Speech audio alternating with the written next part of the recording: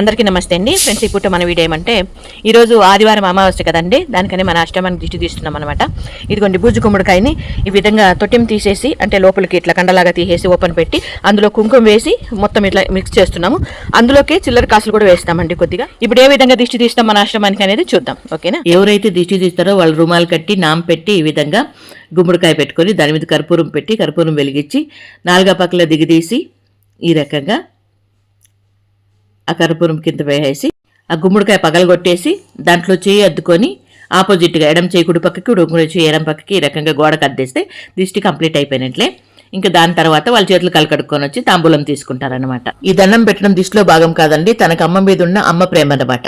సుబ్రహ్మణ్యం ఎవరో కదండి మన స్టాఫ్ 101 రూపాయి తాంబూలంలో పెట్టి ఈ రకంగా దిష్టి తీసిన వాళ్ళకి గౌరవంగా ఇచ్చేదన్నమాట. ఈ రకంగా చేయడం వల్ల మనకేదైనా దిష్టి దోషం ఉంటే పోతుందని మన పెద్దలు చెప్పిన మాట.